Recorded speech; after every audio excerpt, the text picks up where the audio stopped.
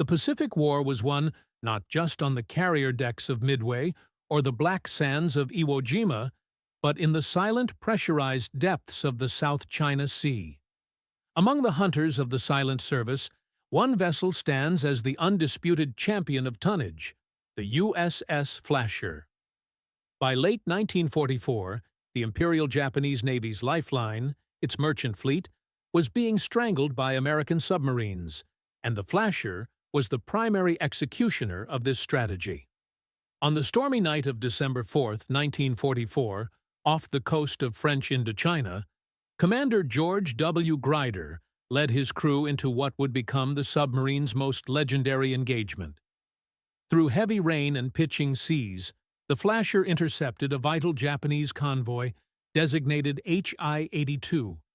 In a daring display of tactical precision, the submarine launched a series of calculated torpedo spreads against high-value targets. Within hours, the Flasher sent two massive tankers and an escorting destroyer to the bottom of the South China Sea. This single action not only crippled the enemy's logistical chain, but also demonstrated the terrifying efficiency of the American submarine force at its peak. This single patrol cemented the Flasher's place in naval history, contributing significantly to her record-shattering total of over 100,000 tons of enemy shipping destroyed, the highest of any American submarine in World War II.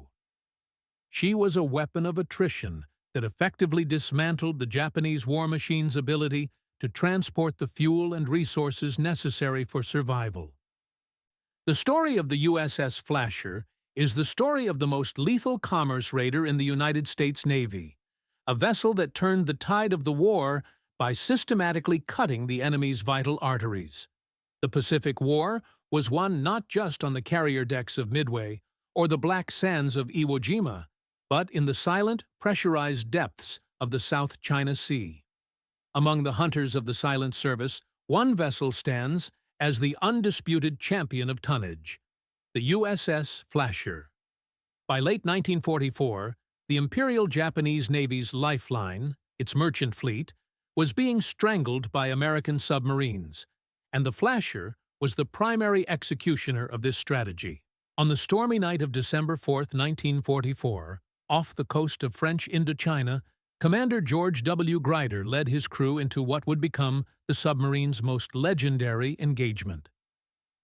Through heavy rain and pitching seas, the Flasher intercepted a vital Japanese convoy designated HI-82. In a daring display of tactical precision, the submarine launched a series of calculated torpedo spreads against high-value targets. Within hours, the Flasher sent two massive tankers and an escorting destroyer to the bottom of the South China Sea. This single action not only crippled the enemy's logistical chain, but also demonstrated the terrifying efficiency of the American submarine force at its peak. This single patrol cemented the Flasher's place in naval history, contributing significantly to her record-shattering total of over 100,000 tons of enemy shipping destroyed, the highest of any American submarine in World War II. She was a weapon of attrition that effectively dismantled the Japanese war machine's ability to transport the fuel and resources necessary for survival. The success of a submarine is rarely the result of mechanical superiority alone. It is dictated by the temperament, tactical intuition, and iron will of the men who command the bridge. For the USS Flasher, her record-breaking career was defined by two extraordinary officers who exemplified the aggressive evolution of the United States submarine service, Reuben Whitaker and George William Grider. These men were products of the rigorous pre-war naval tradition, yet they were among the first to discard the overly cautious doctrines of the 1930s in favor of a relentless, close-quarters style of maritime warfare.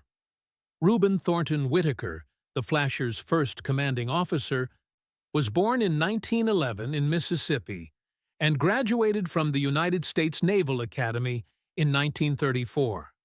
Like many of the elite submariners of his generation, Whitaker cut his teeth in the cramped and dangerous S-boats, the aging, underpowered vessels that preceded the fleet submarine era. By the time he took command of the Flasher, Whitaker had already proven himself as an executive officer on the USS Flying Fish, where he developed a reputation for clinical efficiency and a killer instinct. Whitaker was a stern, focused leader who demanded absolute precision from his crew. He understood that in the silent world of underwater combat, the smallest mechanical vibration or a second's delay in a crash dive could mean the difference between a successful strike and a watery grave. Under Whitaker's command during the Flasher's first 3 patrols, the submarine established herself as a premier predator. He was a master of the night surface attack, a tactic that utilized the Gato-class's low profile and superior radar to penetrate Japanese convoy screens. Whitaker's approach was characterized by a refusal to fire from a distance. He preferred to close the range until the silhouette of the enemy ship loomed massive over the bridge, ensuring that his torpedoes could not miss. His leadership was recognized with 3 Navy Crosses, the nation's second-highest award for valor, as he successfully sank thousands of tons of enemy shipping in the perilous waters surrounding the Philippines and the South China Sea. He molded the Flasher's crew into a cohesive unit that moved with the synchronized grace of a professional athletic team, setting the standard for the patrols that would follow. In the autumn of 1944, command of the Flasher passed to George William Grider, a man whose legacy would become synonymous with the vessel's greatest triumphs. Born in 1912 in Memphis, Tennessee, Grider was a 1936 graduate of the Naval Academy. His path to the Flasher was forged in the fire of some of the most legendary submarine actions of the war. Before arriving on the Flasher, Grider served as the executive officer of the USS Wahoo under the command of Dudley "Mush" Morton. Morton was the pioneer of aggressive American submarine tactics, and his influence on Grider was profound. From Morton, Grider learned that a submarine should not merely be a hidden observer, but an active, terrifying disruptor of enemy commerce. Grider was a different type of leader than Whitaker. He was often described as more approachable and possessing a reflective, almost literary mind, qualities that would later lead him to write War Fish, one of the most celebrated memoirs of the submarine war. However, his thoughtfulness did not dampen his ferocity in combat.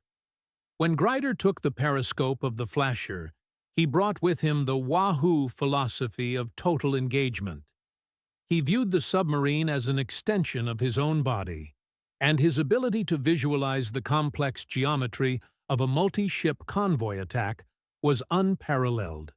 He possessed the rare ability to remain calm and analytical while Japanese depth charges exploded close enough to shatter light bulbs and throw men from their feet.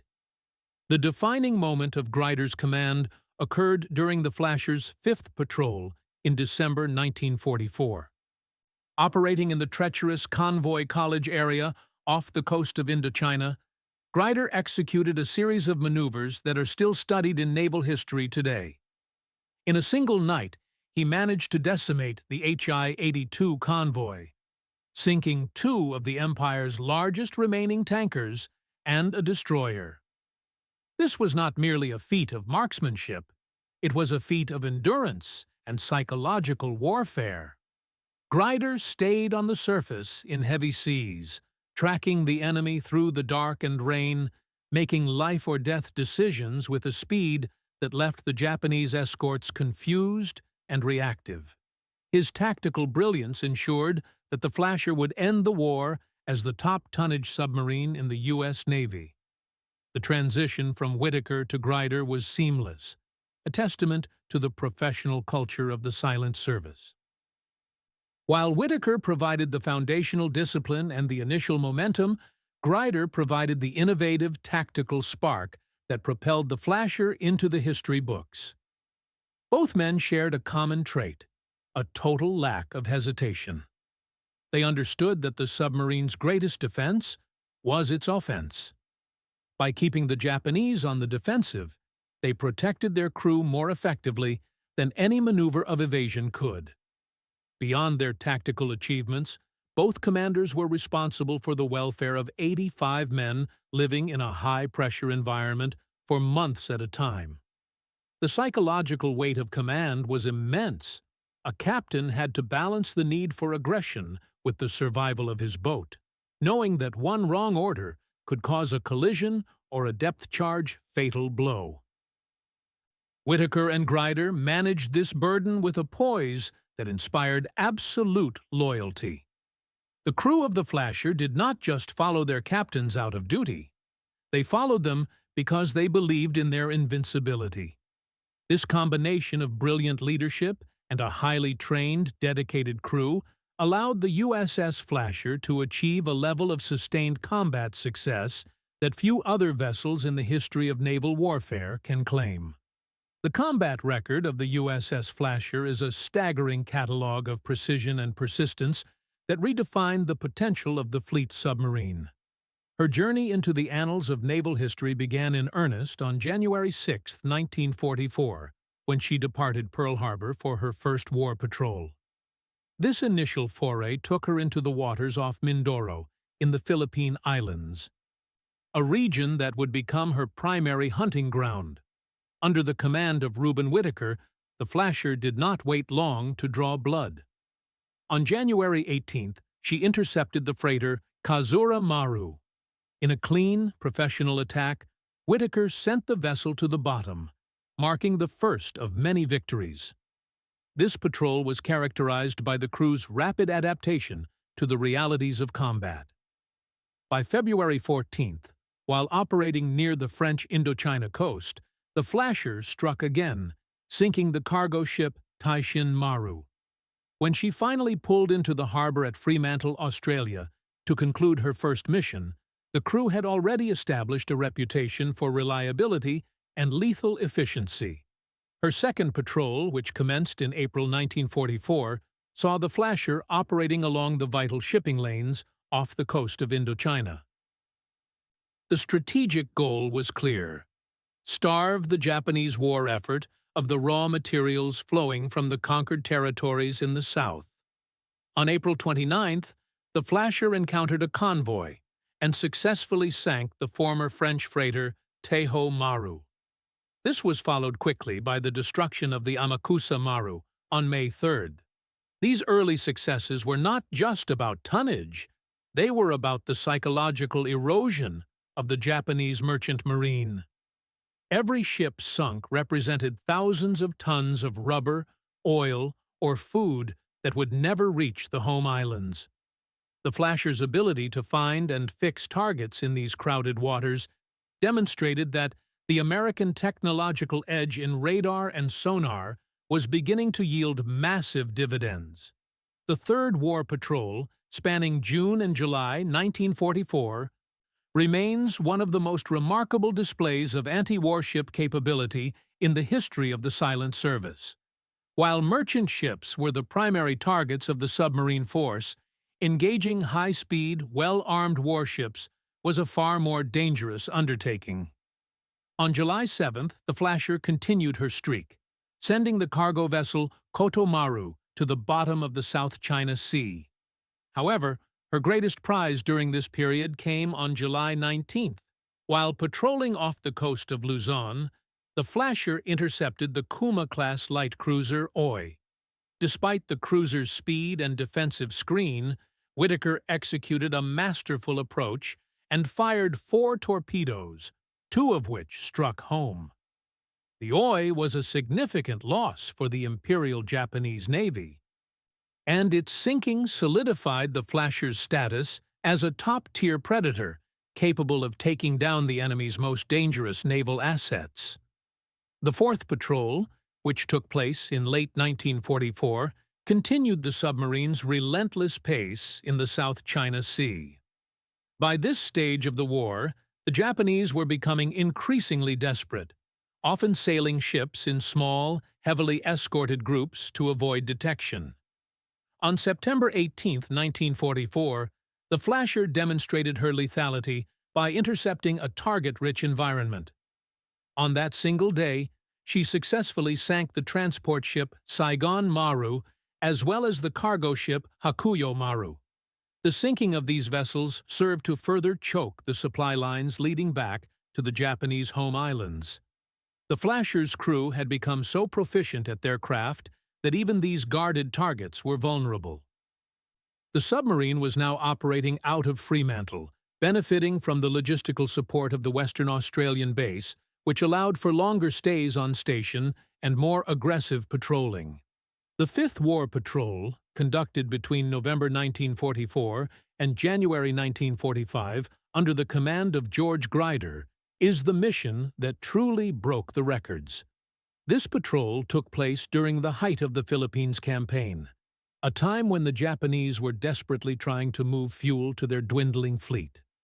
On December 4th, the Flasher encountered the tanker convoy HI-82. In a series of brilliantly coordinated attacks, the Flasher destroyed the tankers Hakko Maru and Itsukushima Maru, as well as the destroyer Kishinami. This action alone was a catastrophe for Japanese logistics, but Grider was not finished. Later in that same patrol, on December 22nd, he executed a masterclass in convoy attacks. In a single devastating engagement, the Flasher sank 3 massive oil tankers, the Omarosan Maru, the Ottawasan Maru, and the Arita Maru. This single patrol resulted in the destruction of tens of thousands of tons of enemy shipping, a feat virtually unmatched in the history of the war. The Flasher's final combat contributions occurred during her 6th patrol in the spring of 1945. By this time, the South China Sea had become a graveyard for the Japanese merchant fleet, and targets were increasingly difficult to find because so little of the enemy's shipping remained afloat. Nevertheless, the Flasher continued to probe the coastal waters of Indochina. On February 25th, she sank the sea truck Koho Maru and later destroyed the Tora Maru. Even as the war entered its final months, the Flasher remained a constant threat, forcing the few remaining Japanese vessels to hug the coastline and move only in the shallowest waters, where navigation was perilous. By the time the Flasher returned from her final mission, she had completed 6 war patrols, each one a testament to the skill of her crew and the vision of her commanders. The final official tally, verified by the Joint Army-Navy Assessment Committee after the war, credited the USS Flasher with sinking 21 ships for a total of 100,231 tons. This remains the highest confirmed tonnage for any American submarine in World War II. While crew claims at the time were often higher due to the difficulty of confirming sinkings in the chaos of night combat, the verified record alone is enough to place the Flasher at the pinnacle of naval achievement. Her combat record was not merely a list of statistics, it was a primary driver of the Japanese Empire's economic and military collapse. Through 6 patrols, the Flasher proved that a single vessel, manned by a determined crew and led by brilliant tacticians, could exert a strategic influence far beyond its size, effectively stripping the enemy of the fuel and supplies required to continue the fight. On the night of December 4, 1944, the South China Sea was a chaotic expanse of white-capped waves and driving rain. Visibility was near zero, a thick curtain of tropical storm clouds obscuring the moon and stars. For most mariners, these were conditions to be feared, but for Commander George Grider and the crew of the USS Flasher, the storm was a perfect shroud. They were stalking Convoy HI-82, a vital formation of Japanese ships carrying the fuel that was desperately needed to keep the Imperial Japanese Navy afloat and its aircraft in the sky. This engagement would not only become the Flasher's most famous battle, but would stand as a masterclass in aggressive, radar-directed submarine warfare. The hunt began with a faint glow on the SJ radar screen. The Flasher's electronics had picked up the convoy at a distance of over 10 miles, long before any Japanese lookout could hope to spot the low-slung silhouette of the submarine. Grider knew that to strike effectively, he had to perform an end-around, a grueling high-speed surface maneuver designed to get ahead of the convoy's path. For hours, the Flasher's 4 massive diesel engines roared at full power, battling heavy seas that frequently washed over the bridge, drenching the watchstanders in salt spray. Grider remained on the bridge, his eyes fixed on the darkness, calculating the complex geometry of the intercept. He was not looking for a single ship. He was looking for the heart of the convoy's logistical strength. By 09:00 p.m., the Flasher had reached a position roughly 5 miles ahead of the Japanese lead ships. Grider ordered the boat to slow down and turn toward the approaching enemy. The radar plot showed a disciplined formation. The massive tanker Hako Maru positioned in the center, heavily protected by destroyers and smaller escorts. In the pre-radar era, an attack in such weather would have been suicidal. But the Flasher's fire control party worked with clinical precision, translating radar pips into firing solutions using the Mark III torpedo data computer. The tension inside the conning tower was palpable as Grider prepared to penetrate the escort screen on the surface, a maneuver that required nerves of steel and absolute confidence in the boat's stealth. As the range closed to 3,000 yards, the massive shape of the tanker began to emerge from the gloom. It was wallowing in the heavy seas, its hull deep with aviation gasoline and crude oil. Grider chose his moment carefully, waiting for the optimal angle to ensure the torpedoes would not deflect off the ship's armored side. "Set depth 10 feet, he commanded. "Outer doors open." The first spread of 4 torpedoes hissed out of the bow tubes, aimed with deadly intent at the Hako Maru. The crew held their breath, counting down the seconds of the torpedo's run, while the submarine braced against the recoil of the launches. The impact was cataclysmic. A massive orange fireball erupted from the side of the Hako Maru, lighting up the stormy sky for miles. The ship, loaded with volatile fuel, essentially turned into a floating volcano. The explosion was so violent that it momentarily blinded the Flasher's bridge crew and sent a shock wave through the water that rattled the submarine's hull. The darkness of the storm was gone, replaced by a hellish, flickering light that revealed the panicked movements of the Japanese escorts. The silent service was silent no longer, as the burning tanker illuminated the entire ocean, turning the driving rain into shimmering gold. In the chaos, the Japanese destroyer Kishinami spotted the Flasher's wake and turned sharply, accelerating to ram or depth charge the American intruder. Grider had a split-second decision to make: dive and hope to evade, or stay on the surface and fight. True to the aggressive spirit of the Wahoo veterans, he chose to fight. He ordered the stern tubes readied.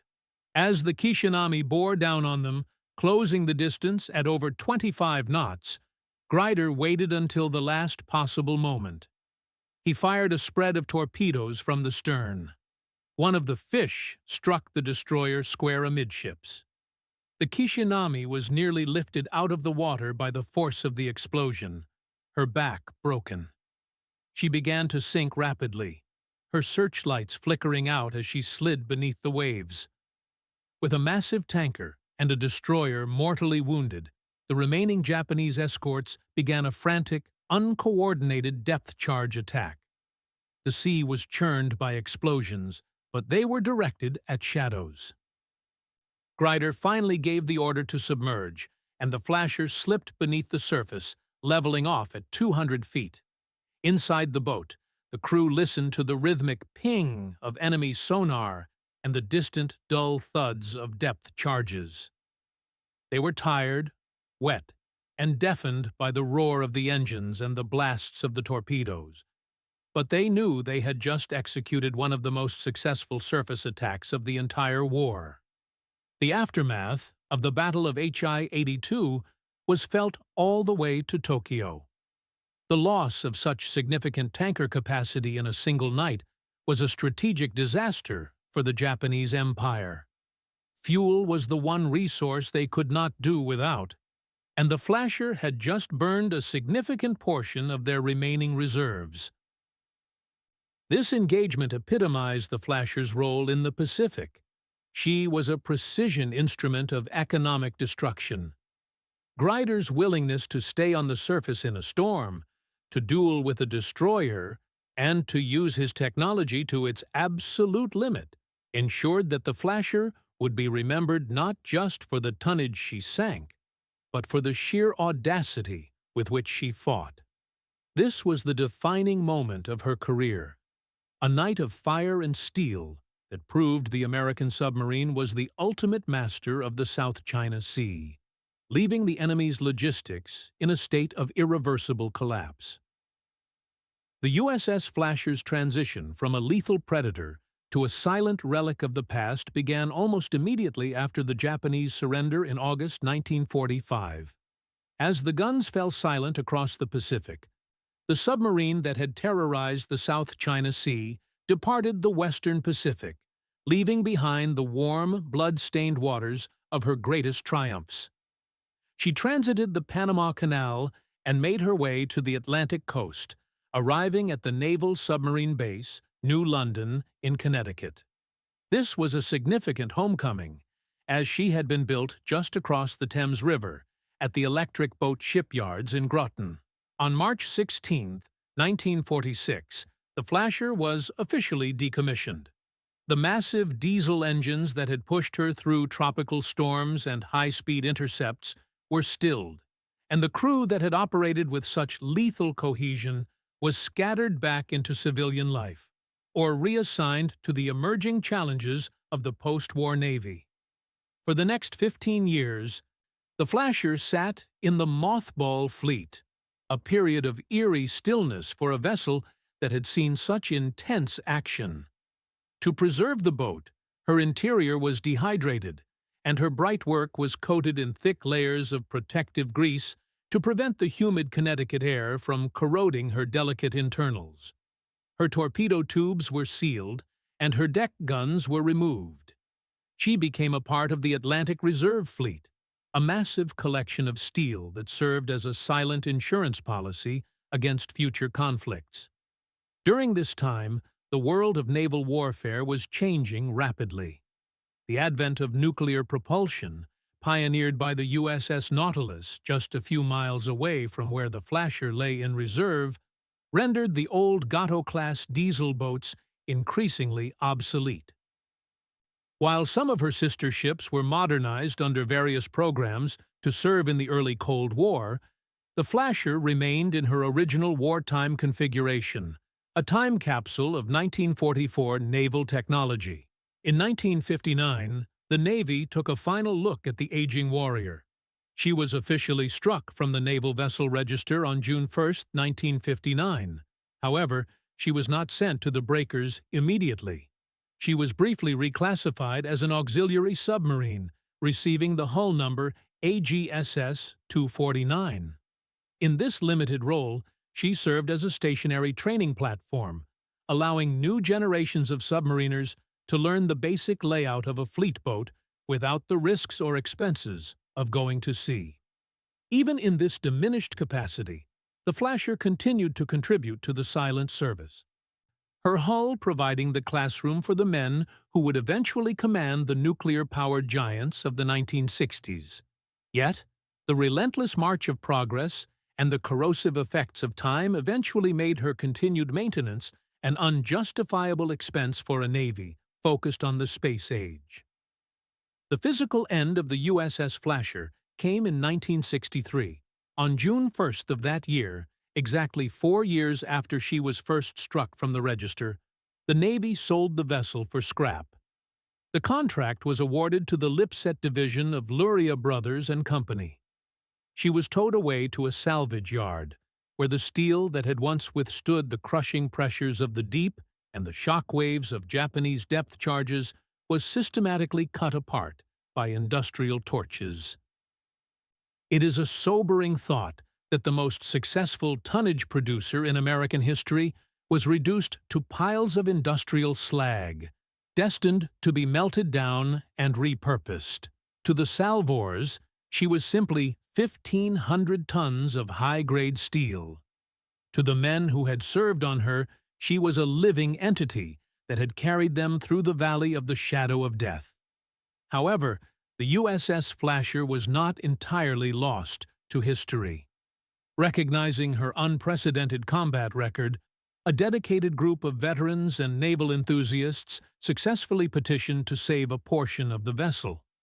Before the hull was completely dismantled in the scrapyard, her bridge and conning tower, the very heart of the boat from which Whitaker and George had directed their legendary attacks, were carefully severed from the main structure.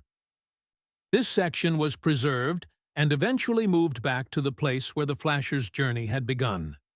Today, the bridge of the USS Flasher stands as the centerpiece of the World War II Submarine Memorial at Nautilus Park in Groton, Connecticut. It serves as a permanent sentry, overlooking the river where so many American submarines have passed on their way to sea. The preservation of the conning tower is a rare honor. Of the many Gato-class submarines built during the war, only a handful have sections preserved in such a prominent manner.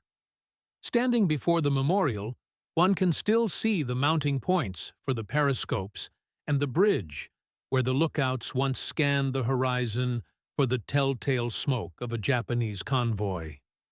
The metal is now painted a clean naval gray, a stark contrast to the grease and sea salt of 1944. But the silhouette remains unmistakably that of a predator.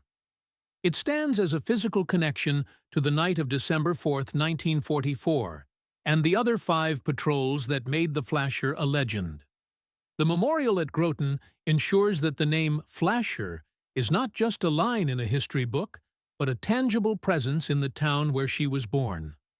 The fate of the USS Flasher reflects the broader story of the United States Navy's transition from a global conflict to the nuclear age. While her hull was sacrificed to the scrap heap, her legacy was secured through the preservation of her command center. There are no coordinates for a wreck site to be explored by deep-sea submersibles, nor is there a sunken hull to serve as a silent war grave in the South China Sea. Instead, her remains are accessible to the public, providing an educational touchstone for future generations. The Flasher's end was not a tragedy of combat, but a dignified retirement followed by a selective preservation that honors her status as the most lethal commerce raider of the Pacific War. She remains a symbol of the industrial might that built her and the tactical brilliance of the men who took her into harm's way, ensuring the ultimate victory. The historical legacy of the USS Flasher extends far beyond the impressive numbers etched into her combat record. While her status as the top tonnage-producing submarine of the United States Navy is a matter of documented fact, her true impact lies in what those numbers represented: the total strategic paralysis of an empire. In the vast history of naval warfare, few individual vessels have exerted such a disproportionate influence on the outcome of a global conflict. The Flasher was not merely a participant in the Pacific War, she was the most refined instrument of the American strangulation strategy, a campaign of commerce destruction that remains the most successful of its kind in history. To understand the Flasher's legacy, one must examine the specific nature of the targets she destroyed. By late 1944, the Imperial Japanese Navy and the Japanese industrial complex were starving for fuel. The Flasher's specialized focus on oil tankers, particularly during her 5th patrol, struck at the most vulnerable point in the Japanese logistics chain. Historians often note that while battleships and carriers seized the headlines, it was the loss of the merchant fleet, and specifically the tankers, that ultimately grounded the Japanese Air Force and left their massive surface fleet immobile during the final stages of the war. The Flasher's verified destruction of over 100,000 tons of shipping was a primary driver of this collapse. She proved that a single fleet submarine, properly commanded and equipped with the latest radar technology, could do more damage to an enemy's war-making capacity than an entire division of infantry. Tactically, the Flasher serves as the premier case study for the evolution of American submarine doctrine. At the start of the war, the U.S. submarine service was hindered by a cautious, pre-war philosophy that emphasized submerged, daylight attacks using the periscope. This doctrine was often ineffective and dangerous. The Flasher, under the leadership of Whitaker and George, became the gold standard for the new way of fighting, the aggressive nighttime surface attack. By utilizing the SJ radar to penetrate screens and staying on the surface to maintain a speed advantage, the Flasher transformed the submarine from a slow, underwater sentry into a high-speed, predatory surface raider. This shift in tactics, perfected by the Flasher's crew, was what allowed the U.S. Navy to eventually sink over 50% of all Japanese merchant vessels lost during the war.